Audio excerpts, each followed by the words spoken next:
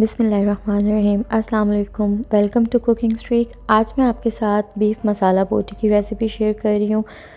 मैं ये रेसिपी बनाने के लिए बीफ यूज़ कर रही हूँ। आप मटन का इस्तेमाल भी कर सकते हैं। तो रेसिपी की तरफ चलते हैं। बीफ मसाला बोटी बनाने के लिए मैंने 500 ग्राम्स बोनलेस बीफ लिया है और उसको क्यूब्स में कट कर लिया है। इन क्यूब्स को अच्छे से वॉश करने के बाद पानी में डाल देंगे और बॉईल होने के लिए रख देंगे। फिर इसमें होल स्पाइसेस ऐड कर दें। एक बड़ी इलायची, 3 सब्ज़ इलायची, सिनेमन स्टिक और बादियान का फूल।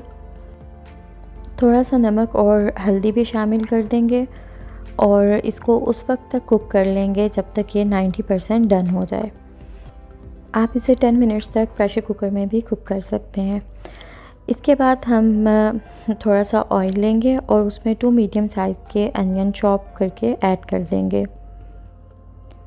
अनियन को उस वक्त तक कुक करेंगे जब इनका कलर लाइट गोल्डन ब्राउन हो जाए। हम इनको ज़्यादा ब्राउन नहीं करेंगे वरना ग्रेवी का कलर ख़राब हो जाएगा। के बाद इसमें 1 टेबलस्पून भर के जिंजर गार्लिक पेस्ट ऐड कर देंगे और उसको भी अच्छे से भून लेंगे।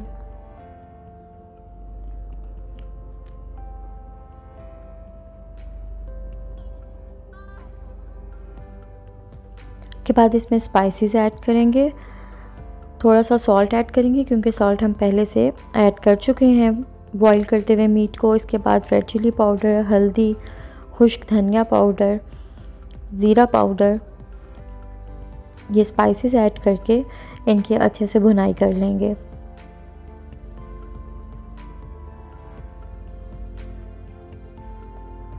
इसमें 2 to 3 सिप्स वाटर के ऐड कर दें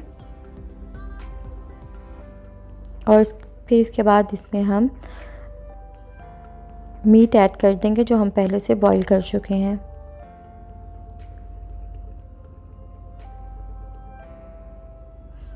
इस रेसिपी में ऑयल का इस्तेमाल थोड़ा ज़्यादा करेंगे क्योंकि भुनाई करते हुए हमें ऑयल चाहिए होगा।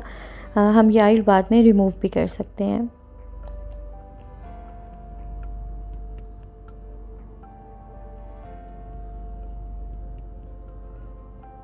एटलीस्ट 5 मिनट्स तक इसकी अच्छे से भुनाई कर लेंगे।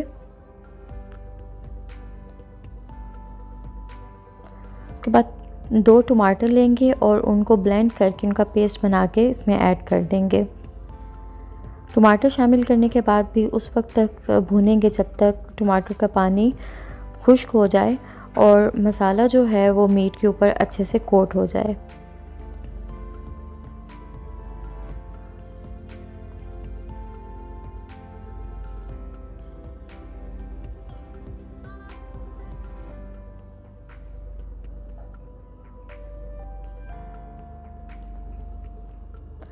ग्रेवी को एक नाइस टेक्सचर देने के लिए हम इसमें योगर्ट और क्रीम ऐड करेंगे। 2 टेबलस्पून क्रीम और 3 टेबलस्पून योगर्ट को ब्लेंड करेंगे और उसको ग्रेवी में ऐड कर देंगे। योगर्ट को ब्लेंड करके ऐड करने से योगर्ट के जो ग्रेन्स बन जाते हैं जब हम उसे ग्रेवी में ऐड करते हैं वो नहीं बनेंगे और ग्रेवी का टेक्सचर बहुत स्मूथ और क्रीमी सा आएगा। योगर्ट और क्रीम ऐड करने के बाद हम कवर करके कुछ देर के लिए कुक कर लेंगे।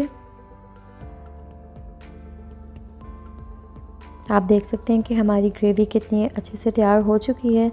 अगर आप ज़्यादा ग्रेवी को पसंद करते हैं तो आप इसको ऐसे राइट अवे सर्व कर सकते हैं। अगर आप ड्राई ग्रेवी पसंद करते हैं तो इसको कुछ देर के लिए और कुक कर लेंगे। के बाद इस पर एक चुटकी खुश्क मेथी और सब्ज़ धनिया स्प्रिंकल कर देंगे। अपने टेस्ट के हिसाब से ग्रीन चिलीज़ ऐड कर दें। ये तीनों चीज़ें ऐड करने से ग्रेवी में एक बहुत अच्छी सी खुशबू आएगी।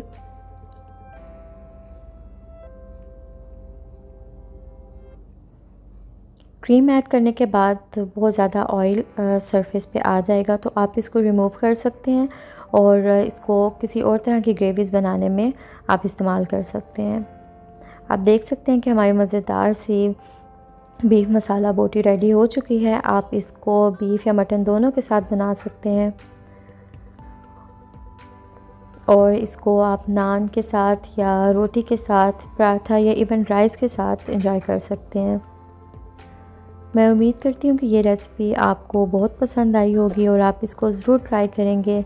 अगर आप इस रेसिपी को ट्राई करें तो प्लीज़ अपना फ़ीडबैक मुझे ज़रूर दीजिएगा, और अगर चैनल को सब्सक्राइब नहीं किया तो चैनल को सब्सक्राइब कर दें। इंशाल्लाह फिर मिलेंगे। अल्लाह हाफ़िज़।